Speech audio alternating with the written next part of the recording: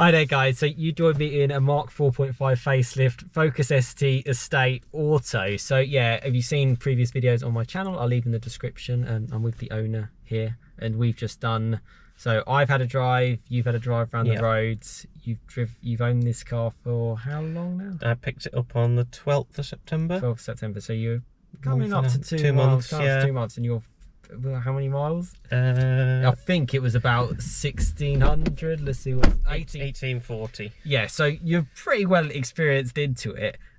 So a lot of my audience as well, bit of fast Ford fans, and this is quite a unique car. You've had a lot of experience with, say, like the Mark IV Focus ST diesel. Yeah, I've seemingly driven every sort of variant of Focus ST in going. How have you kind of found it, and like around the spec and your choices? I know we kind of discussed this even off camera, but yeah.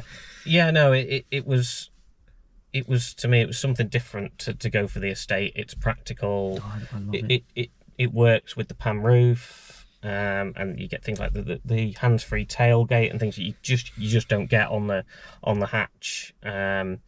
Obviously you can't have the performance pack, but yeah, I don't think it makes that much difference. Yeah, there's a few quirks, considering the fact that Ford have actually enabled so many sort of like different configurations of auto to manual to estate to hatch to non-hatch. It would have been quite a quirky thing to say performance pack or track pack, or to even we were saying to give you potentially the options of the adaptive dampers on the estate. But I guess you can only go so far. I've got to say, in my experience from driving a lot of the Focus STs and then driving this estate, because I am a massive fan of estates. Like I'm a sucker for estates, and I will own an estate at some point in my life, and yeah, who knows in the future. I'm a massive fast Ford fan. This is probably, at this time in, we're October 2023, we're not going to see anything different. I've driven a lot of cars. I would own this generally, and I would just have it for 10 years or whatever, and I'd be happy, because it's like, well, we would say, like, on like, if you go on like road trips, if you go on car meets, this is like the support car. This is the car that can do everything, get friends in it, have family in it, and yet drives so well. Like that was the biggest thing, because I was like, is that going to detach it? Is it going to be too estatey?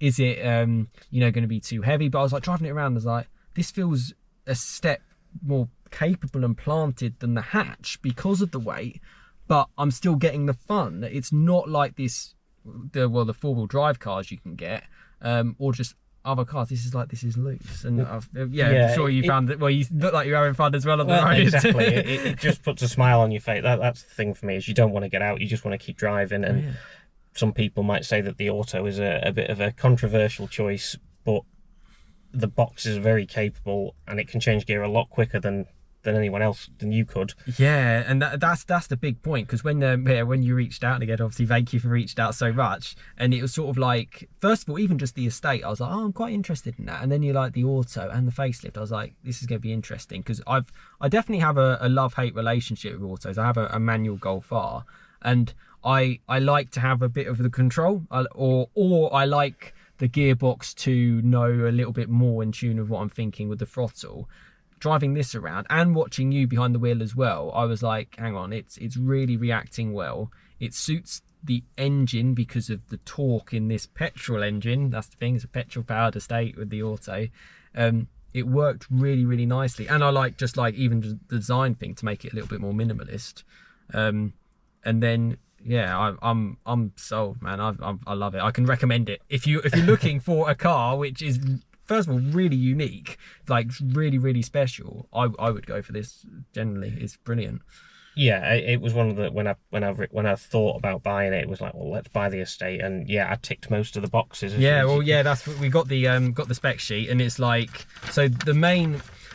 I think we're kind of on the same page in terms of what you'd go for and what you'd not. I think you said you didn't go for the heads-up display, but from my experience as well, driving a lot of cars, it's not a deal breaker. Bit of a gimmick. Yeah, it is a little bit. You've got other dials to tell you what to do. The pan roof not only helps from the outside, with particularly if you go for the paint in mean green. If you're gonna do it, do it. It looks pretty special. It works really, really nicely. Tones it down a bit. You've got all your assist things. the tailgate is really good, because I was sort of like, well, I did it on film on my first video, which you may have seen, and it worked first time. And that's the thing. I was like, on camera, never done it before. Let's see. I'd seen how you did it with the foot, and I was like, bang. And it does just work. There's nothing. It's got all the basics of what this would be as a Ford Focus Estate, with really none of the compromise. It's more sporty. It's got firmer suspension because it's a ST. It's got a lot of power, but not so much. You know, it's cold, it's wet, it's greasy. It's not the best for a front-wheel drive car here, but I loved it, and I felt in control and to have fun. And yeah, I love a car which is for, I'm not gonna say like normal people, but in terms of like an attainable car for every day. And yet, I reckon I turn heads. I'd be looking at this more than, you know, I've been around a lot of special cars. I want to get into this. I want to drive this on the real world, in the real world, not in, you know, La La Land. Yeah, it just ticks, you know, it's practical for every day, as you've probably said. I commute in it. Yeah.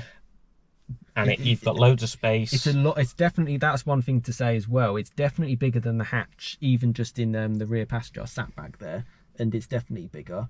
And that's considering as well you've got thicker, bigger the Ford Performance seats, not the Recaros, which are awesome.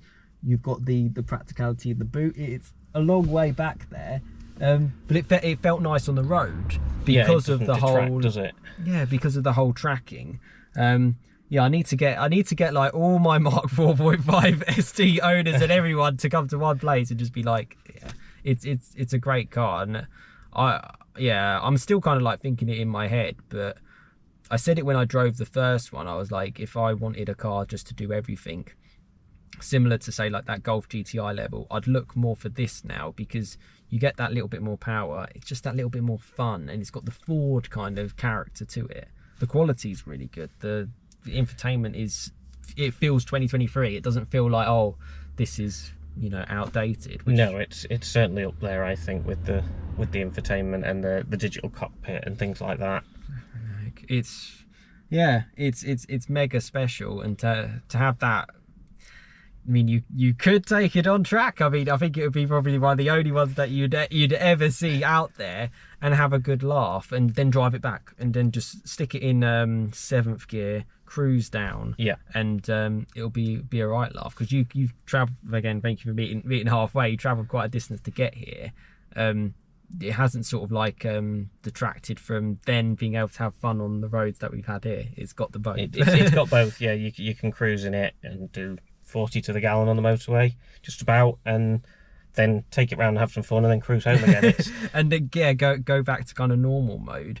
And I mean, we've spoken plenty off camera as well. It's like this is definitely getting to like the last stages of what we're going to see in the future. I mean, I don't know what's going to happen, and I do have I'm privileged to be able to work with some manufacturers as well, and I don't know what they're doing with like electric or hybrid, or maybe petrol isn't dead now, which in my mind it shouldn't be. I think there's a big purpose for it for people, particularly like, well, yeah, for both of us as well, to be fair. It's like not everyone's commuting every day anymore. There's options of working from home, which means you don't necessarily need a car which has crazy range. You can get away with the balance to suit today. And I just love how, well, basically it's been petrol powered cars and hot hatches and fast cars have been around for a long time, and they're popular. So why they're going, I don't know. No, and that was another reason for me ordering in what I did, is like, well, is it gonna be the last one I can buy? Yeah. So it was worthwhile, and I think Ford is still offering good value for money even today. Yeah, a lot of cars have been the big question point has been on price, and I'm looking mainly because I'm looking at a Fiat 500 in front of me. But yeah, I've driven like the Fiat 500e and the Abarth version, and it's basically the same money as this. And I mean, you're talking, that car is the size of basically these front seats. It'll do 150-mile range, and it's got kind of nothing on the performance or the noise or the enjoyment factor. And I'm sort of like, I mean, we've talked about price as well, and it seems like it's gone up even since you ordered it. Yeah. This is now a grand or two more expensive. It's that's where we're at. But again, like competitors in this, I don't know if there is anything. We're trying to think, like, the only front wheel drive fast estate with this similar power would be like a Cupra 280, but that's quite big money. I don't think it has a manual option. I think that's just auto. No, I think it's just auto, from my memory. And because it's Volkswagen Audi Group, it's essentially a Golf estate. And I've driven plenty of Golfs. You're not going to get that slight extra dynamic edge of fun than this, or even community. The kind of following of Ford is just amazing. There's like a million things to say. What would you kind of recommend to people who are kind of like looking for it? In terms of like what sort of spec or options, or if you go for the hatch, maybe would you? I mean, yeah, I suppose the hatch in estate maybe is a little bit of. For me, it's personal preference, but for some people, it might be they need the practicality with kids and family, and the boot is big. I mean, it's massive. You could get big mountain bikes in here without even needing a roof rack, and then have stuff in. It's like exactly. The spec, if you are commuting like I do, the auto was the big thing for me, and the driver assistance pack. It is almost like a Tesla-like, if you can compare it to that. It lane centers, it's adaptive cruise, it'll adjust to the speed. If you're on the smart motorways, it'll adjust to the speed signs. It's basically borderline. If law allowed fully autonomous driving, it could probably do it. Yeah, and so for me that was a big thing. But then I also want to be able to just take it out on a Sunday and have some fun and not need any of that at all. And that's what this does. Yeah. Oh yeah, massively. And I've said it to you a couple of times. I'm like, it's a good sign when you just want to get out and keep driving it, and that's one with this. On some occasions I won't get a car for too long. Grateful to have had the opportunity on this, but this is certainly one of those ones where you would learn month over month over month, and you'd be like, oh, that's fun on that side. Oh, it's losing grip there. The way like the throttle was working, it felt like really in tune. In fact, if actually my expectations before, I wasn't really too sure what to expect, but it's given me that sort of thing of like, oh fuck, it's not only just like a thing where you'd be like, oh, I quite like a fast estate. It really drives. It's engaging. I think it's the feedback from the gearbox, the steering. The noise is really good. It doesn't have the massive pops at the back as a normal Mark 4.5 hatch. We're still not too sure why. It might be something to do with the gearbox.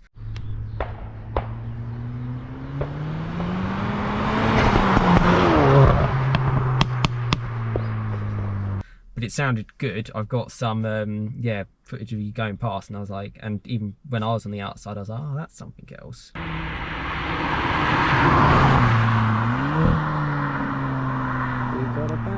And I'd be surprised if there is less than a handful of this in this spec in the UK. There's no way. No, I don't think so. As I say, I've seen maybe 2 or 3 estates. But you wouldn't even know if it's a manual or you'd have to like peek it. Yeah. As I say, I saw one a couple of weeks ago I knew it had the pan roof. It was a green estate, and it was almost the look as me and the other driver looked at each other and said, "Wow, you don't see this." Exactly, and there is that sort of telepathic kind of thing with fast Ford fans.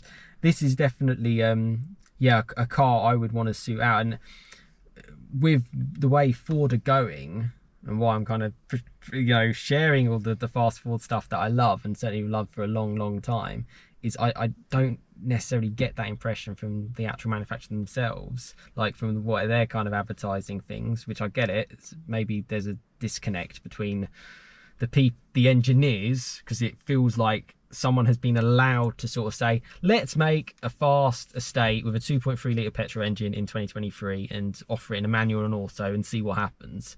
And not only are they just like, this isn't like an ST line with a badge, which is what the Puma ST kind of is like now a little bit. This is someone going, let's refine it and make it good, because they're not going to get another chance. Yeah, it was certainly a good decision, and it, as I say, maybe the last chance to do it. So I'd be really even maybe even the start of next year. You don't know if they're going to even stop producing the Focus in general, and you would think that if they do stop, they'd probably start by stopping the ST the kind ST, of the line. least selling models. Yeah, and I don't know why they're killing it. I don't understand even with the Fiesta or the Focus when it's, you know, I go back 10 years ago, and the best-selling car in the UK was the Fiesta by a country, combined every other car in the top 10, and the Fiesta was still top there. and then second was the Focus. And it's like for Ford to suddenly start diluting that and forgetting that is your brand, that is what your push should be pushing, is bizarre. Like I've gone and I've tried to work with the press team, and I'm just like, where is the enthusiasm for people like us? Because I don't think we're that niche. You know, you went to the Ford Fair as well. Yeah.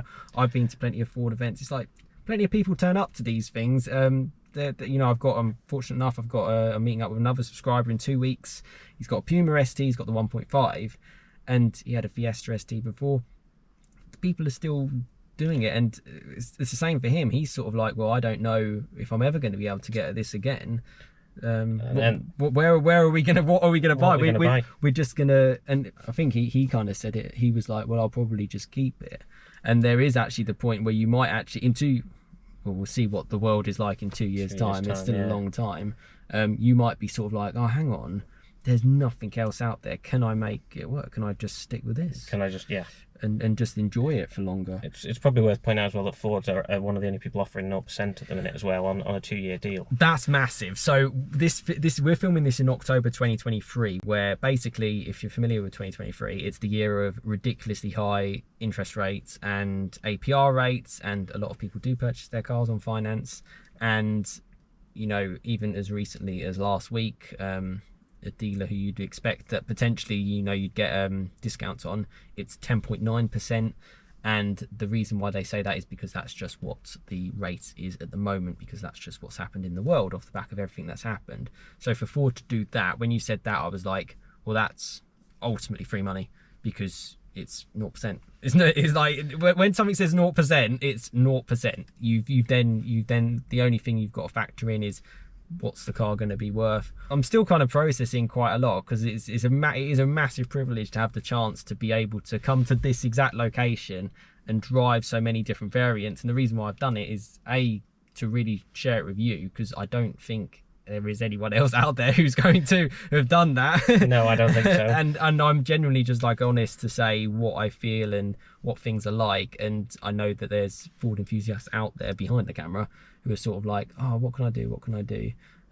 Obviously, it's got to work for your own specific circumstances. And hey, if you can't get these things new now, yeah, in a few years' time, let's say if they can, the Focus, and it doesn't exist, just keep an eye out for something like these kind of cars, the last of the last, and see if you can get into them. Because that's what I'm thinking. If circumstances change in the future, I'll be like, hang on, this is now the stop, the line. Yeah, and I think it's you'll find then that the ones from buyers, where maybe a bit like me, where I've spec'd it out how I wanted it, and you know that there's the history with them and everything else, you can tell they've been looked after, and there's that's where the value's going to be. The owner is a big thing whenever you purchase a car, and if you've got enthusiasts, funnily enough, they tend to actually look after their car quite a lot because they have the respect for it. You know, unless you're very young, you're just getting it and absolutely destroy it. You know, most enthusiasts, I would say, yeah, it's the right way to go to then look forward to then getting a car. Yeah, I'm trying to think of like a little bit of a summary, really. I love it. Yeah, I think it's great. It's more than what I would have expected in the future, and I think that's why I'm sort of like sitting back. I'm like, what could be quite handy in this? Because I don't think the loss of not having adaptive is that bad because my Golf has passive dampers, and I like the whole get in and go. Yeah. Get in, you've got sport mode, you've got race mode, you've got eco, and that's kind of it. You know, you don't have to confuse yourself with suspension settings or anything. It is as it is, so that doesn't bother me too much.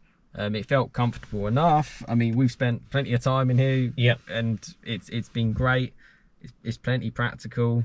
I think the seats are a big part of that. Compared to the Recaros, they are so much better. I mentioned the BMW M3 Touring, which a lot of people went mad over because suddenly it went from a saloon to a Touring, and it was like, okay, well, for me, the Touring looks better and all these kind of bits. And that car is like 100 grand, so ridiculous money. But on stuff like that, if you want, say, the full bucket seats, you pay like 11 grand for a pack to get it. This is out of the box. This is what you get. Yeah, there's no option. There's no seat option. There's no nothing, and it's brilliant seat. It's really, it really makes you wonder how much you're getting from this than anything else. And I encourage the taller SUV drivers, because you said you had a Cougar before. Yeah. I like these. I think you get a lot more driving engagement. The seating position in this is great. You're a lot more confident that you're not going to roll. There's just nobody. It's point and shoot. Yeah. It's the best way, I think, to describe the steering. Yeah, and it just flies. And we're at a stage where you can't really, once you get to that 280, 300 horsepower from a front-wheel drive car, that's basically it. If you put on any more than that, you just can't really realistically use it unless you're in sort of like fourth gear on a track and it's completely dry. That's where you're at. First and second, you can kind of forget about it, because even in this at 280, it's got ample more performance. I love how the torque is really good, which helps you by not then sort of spinning the front wheels. Yeah. It's got a lot going for it. Yeah, I'd drive it. I'd drive it more. I mean, I think you've got a great. Well, you see how it goes over the next 2 years or so. Yeah, and how many miles you do. I think you'll love it. There's probably a million more things to say, but let us know like any like questions you have in the comments kind of around it, and where you're kind of thinking of as like a fast Ford fan, because I imagine if you got this far in the video, you're probably a Ford fan.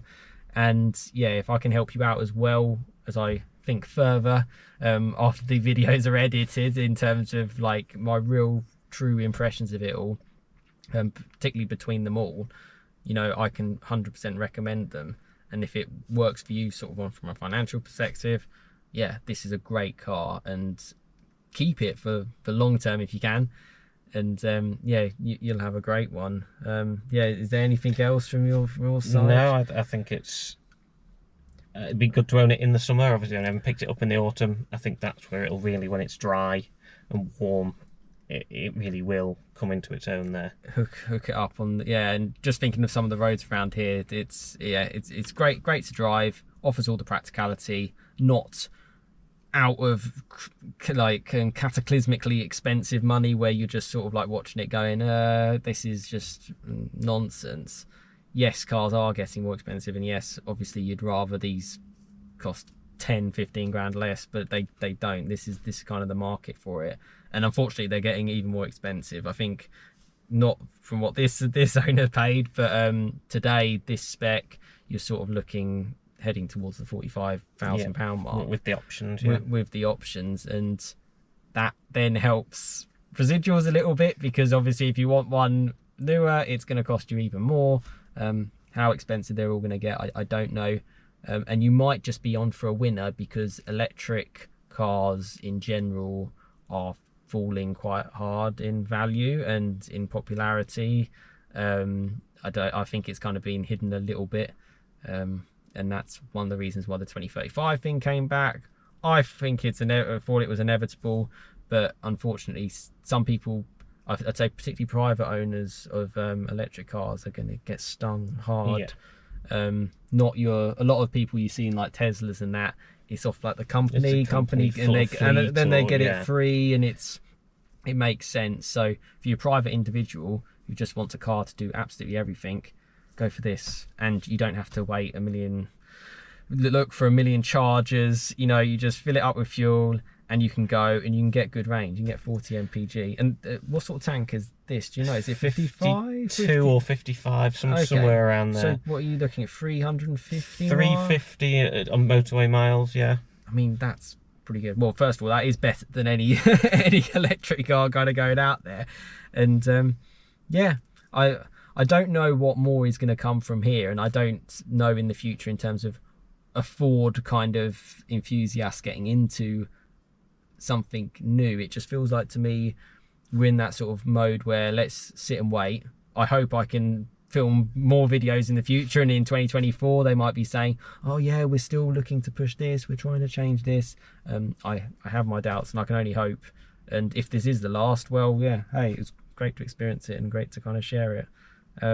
Yeah, that's it for me. Thank you again so much for reaching out as well. I know it's not like, you know, first time to meet up with you and to share, and traveling a long way, and to sharing your brand new pride and joy, and such a rare and unique thing is really appreciated. And yeah, like, share, subscribe and comment below, and yeah, and we'll help you out further. But yeah, thanks so much. Cheers guys.